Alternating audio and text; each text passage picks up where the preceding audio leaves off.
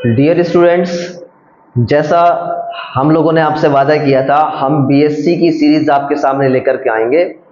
और इसी संबंध में सबसे पहले मैं आपसे बीएससी जूलॉजी के बारे में वीडियो लेकर के आया हूं।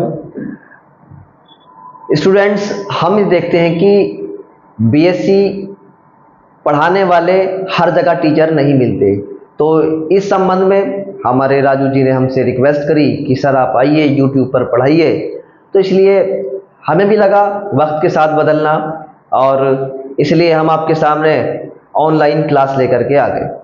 और मेरा नाम आदिल है और बायोलॉजी पढ़ाते हुए लंबा वक्त गुजर गया, और मेरे साथी के कहने से मैं यहाँ पर आपके सामने वीडियो लेकर आया हूँ। और BSc first sem zoology class में यहाँ पर आपको पढ़ाऊंगा। सबसे पहले बीएससी क्लास पढ़ने से पहले हमें उसका सिलेबस को जान लेना बहुत ज़्यादा ज़रूरी होता है। अगर सिलेबस के बारे में कुछ नहीं पता तो हम कुछ पढ़ नहीं सकते और आप कुछ सीख नहीं सकते। तो इस वक्त सबसे पहले हम अपने सिलेबस के ऊपर नज़र डाल लेते हैं। हमारा जूलॉजी का फर्स्ट सेम का जो पेपर है, cytology, genetics and infectious disease, ये सबसे पहले हमारा फर्स्ट पेपर है। और पूरा सिलेबस हमारा यहाँ पर 8 यूनिट में बटा हुआ है।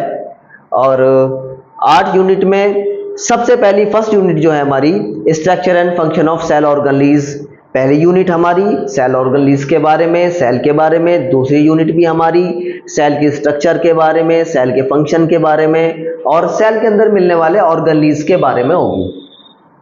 इसके बाद second unit cell structure and function, ये भी सेम है। तीसरी यूनिट की बात करते हैं तो न्यूक्लियस एंड क्रोमेटिन स्ट्रक्चर। इसमें हम न्यूक्लियस की स्ट्रक्चर, न्यूक्लियस के अंदर भरे हुए जेनेटिक मटेरियल यानी क्रोमेटिन की स्ट्रक्चर के बारे में, न्यूक्लियोसोम मॉडल के बारे में, ये सब यहाँ पर हम पढ़ेंगे। फोर्थ यूनिट आती है हमारी cell cycle. Cell cycle, cell division, mitosis division, meiosis division, cell signalling, ये सब टॉपिक हमें यहाँ पर पढ़ने होंगे। सेल सिग्नलिंग का टॉपिक अब तक 12th क्लास में नहीं पढ़ाया जाता, तो जो सारे बच्चे हमारे 12th पास करके आए हैं उन्हें ये एक नया टॉपिक मिलेगा, सेल सिग्नलिंग। इसके बाद नेक्स्ट यूनिट आती है हमारी मेंडलिज्म। मेंडलिज्म के अंदर हमारे जो मेंडल की नियम है, लॉ ऑफ मेंडल है, ये पढ़े जाएंगे।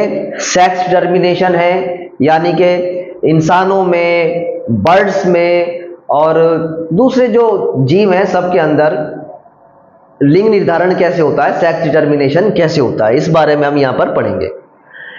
मेंडल के नियम धरती पर सबके ऊपर लागू होते हैं या नहीं होते, कैसे होते हैं, वो सब हम यहाँ 6 यूनिट के अंदर पढ़ेंगे। जीन्स के बारे में, एनवायरनमेंट के बारे में भी यहाँ पर हमें पढ़ना होगा। अगर जीन की बात करें तो अगर हम जेनेटिक्स पढ़ रहे हैं और जेनेटिक्स के अंदर हमने जीन को नहीं समझा, जीन को नहीं जाना, तो मुझे लगता है कि शायद जेनेटिक्स भी समझ में नहीं आएगी। इसके बाद बहुत इंपॉर्टेंट टॉपिक हमारा यहाँ आता है ह्यूमन क्रोमोसोम्स। क्रोमोसोम्स के बारे में हम जनरली 12th क्लास में पढ़ के आए हैं, लेकिन जैसे जैसे हमारी क्लासेस बढ़ती चली जाती है वैसे वैसे हमारे टॉपिक्स जो हैं वो डीप होते चले जाते हैं। डीप स्टडी हमें यहाँ पर करनी होती है, तो हम ह्यूमन क्रोमोसोम्स को यहाँ डीपली पढ़ेंगे। लेकिन हमारे पास में सिलेबस बंधा हुआ है, बीएससी के अकॉर्डिंग ही हमको पढ़ना होगा, और जो बीएससी में इंपॉर्टेंट क्वेश्चंस आते हैं उन्हीं के अकॉर्डिंग हमें ध्यान रख के आपको पढ़ाना भी होगा। क्रोमोसोम्स इनहेरिटेंस है, क्रोमोसोमल एबनॉर्मलिटीज है, क्रोमोसोमल एबनॉर्मलिटीज से होने वाले सिंड्रोम्स हैं, वो सभी भी हम यहाँ पर पढ़ेंगे। और लास्ट यूनिट हमारी आती है इन्फेक्शियस डिजीज के बारे में। इन्फेक्शियस डिजीज अर्थात संक्रमण रोग, ऐसे बीमारियां जो जीवों के अंदर फैलती हैं, एक जीव से दूसरे जीव के अंदर फैलती है। जनरली बीमारियां वायरस से, बैक्टीरिया से, फंगस से, किसी भी पैथोजन से बीमारी हो सकती है। लेकिन जो हमारे सिलेबस में होगा वो सारी बीमारियों के बारे में यहाँ पर आपको पढ़ाया जाएगा। तो मैं उम्मीद करता हूँ कि सिलेबस सारे बच्चों के पास में होगा और सारे बच्चे सिलेबस को देखते होंगे। लेकिन मेरा पहला फर्ज था कि एक बार मैं सिलेबस से आपको रूबरू करा दूं, तो ये इसी संबंध में मेरी पहली वीडियो है। और दूसरी वीडियो मैं अपलोड करूंगा, और जिसमें मैं सबसे पहला टॉपिक शुरू करूंगा ये मेरी पहली वीडियो है और मुझे ऑनलाइन करना ज़्यादा तजुर्बा भी नहीं है, तो धीरे धीरे इम्प्रूवमेंट हो जाएगा।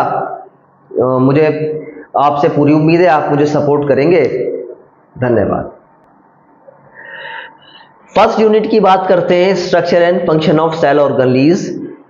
ये सारे टॉपिक्स बच्चे पढ़ के आते हैं 11वीं क्लास में, लेकिन आजकल हम देखते हैं कि 11वीं क्लास को बच्चे सीरियस नहीं लेते। तो 11वीं क्लास को सीरियस ना लेना ये सबसे बड़ी वजह है। और जो बच्चे 11वीं क्लास को सीरियस पढ़ करके आते हैं, मुझे उम्मीद है कि वो ये सेल से रिलेटेड जितने भी टॉपिक्स हैं वो अच्छे से समझ करके आते हैं। 11वीं क्लास में आपका cell biology, biological molecule, cell division, सारे टॉपिक्स वहां पर क्लियर हो जाते हैं। और सेल स्ट्रक्चर और फंक्शन बड़ा इंपॉर्टेंट टॉपिक है। इस टॉपिक से रिलेटेड बहुत ज़्यादा क्वेश्चन बीएससी के एग्जाम में आते हैं। जितना हम 12th क्लास में पढ़ के आए हैं, अप्रॉक्स 60% सिलेबस वहीं से है, लेकिन कुछ नए टॉपिक भी ऐड यहाँ पर हुए हैं, जैसे सेल सिग्नलिंग हो गया, ये सब नए टॉपिक्स हैं।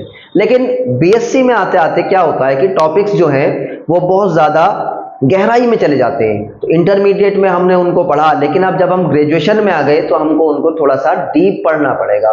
और बीएससी वाले बच्चों के लिए एक खास बात ये होती है कि जो यूनिवर्सिटी के क्वेश्चंस होते हैं वो मोस्टली रिपीट्स होते हैं। तो आप पिछले जब से सेमेस्टर सिस्टम लागू हुआ है, तो तब के आप सारे के सारे क्वेश्चन देख सकते हैं। उन क्वेश्चन को देख के आपको एक आइडिया लग जाएगा कि कितने क्वेश्चन यहाँ पर एग्जाम के अंदर आते हैं, कौन सी यूनिट से किस तरह के क्वेश्चन यहाँ पूछे जाते हैं। और मैं भी उन्हीं क्वेश्चन के अकॉर्डिंग आपको सिलेबस पढ़ाऊंगा और कोशिश करूंगा कि कम वक्त के अंदर आपको ज़्यादा से ज़्यादा काम की चीज़ें मैं यहाँ अवेलेबल करा सकूं। सेल के अंदर ही इंपॉर्टेंट पार्ट न्यूक्लियस है, तो न्यूक्लियस से रिलेटेड यहाँ पर टॉपिक्स कराए जाएंगे। सेल साइकिल आपने पढ़ चुके हैं, सेल डिवीजन भी आप पढ़ चुके हैं, सेल सिग्नलिंग ये नया टॉपिक आ गया।